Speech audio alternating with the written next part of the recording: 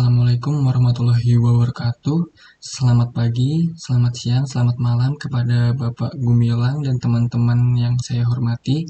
Sebelumnya izinkan perkenalkan, saya Ridho Suditomo ingin mereplikasi jurnal dengan judul Health Improvement Impact Income Inequality oleh Kotsky Reiners Friends.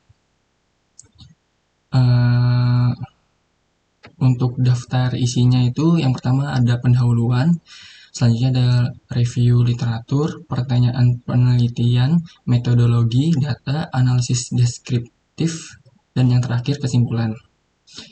Untuk pendahuluannya, pada abad ke-20, kemajuan dunia medis telah memberikan peningkatan yang substansial terhadap angka harapan hidup di Amerika Serikat.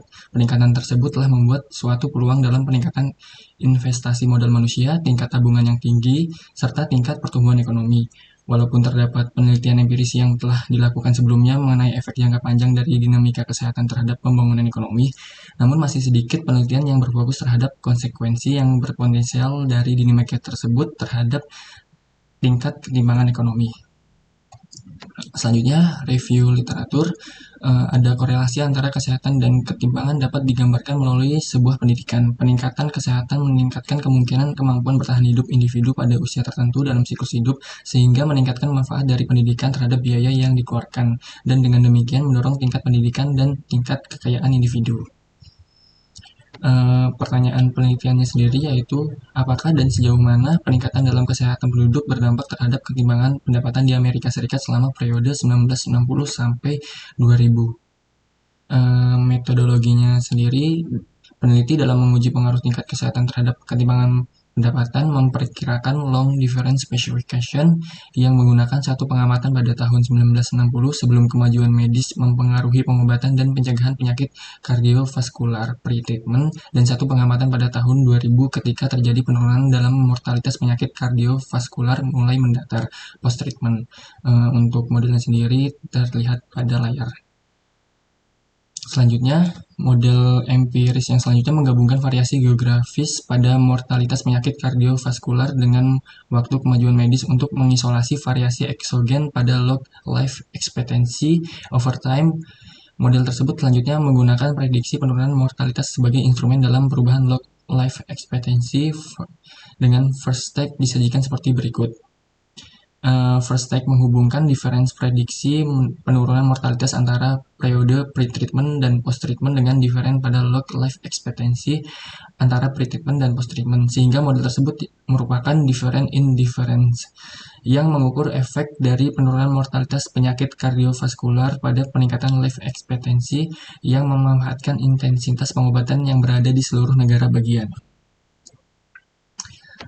Untuk datanya sendiri, data panel diambil dari 48 negara bagian di Amerika Serikat yang diamati setiap 10 tahun sekali dari tahun 1950 sampai 2000. Alaska dan Hawaii tidak termasuk, dan sampel dibatasi untuk populasi kulit putih karena ketersediaan data. Data mengenai pendapatan, ketimpangan pendidikan, jumlah tenaga kerja, serta struktur pekerja berasal dari sensus Amerika Serikat dan mengacu pada populasi usia kerja 15 sampai 64 tahun.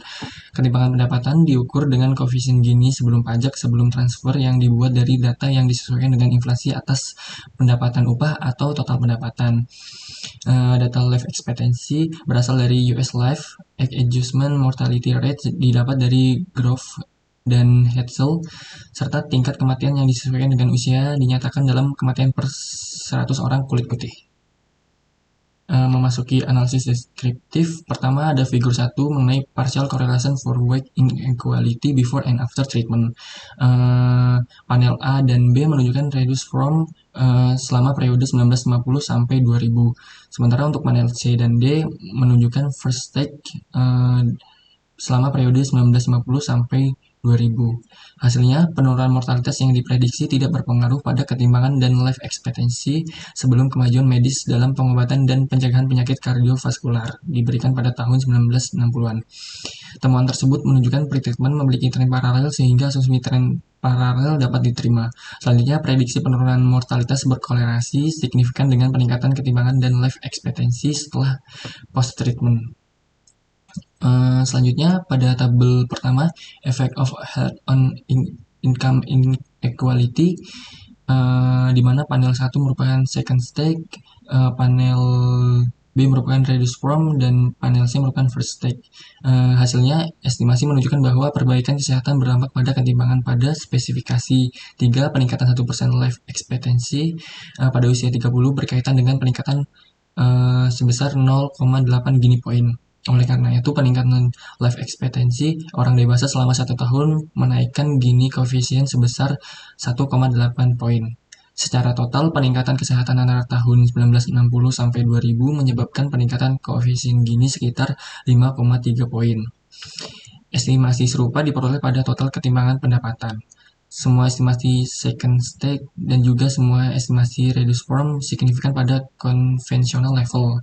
First stage pada F statistik mengambil nilai sekitar 18 yang menunjukkan instrumen yang kuat di mana threshold konvensional pada 10.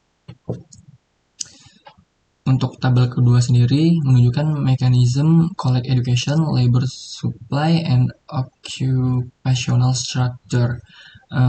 Di mana tabel 2 menunjukkan hasil second stage pada model di mana kesehatan digantikan oleh collect graduate horsework per year serta ratio of white collar to blue collar work.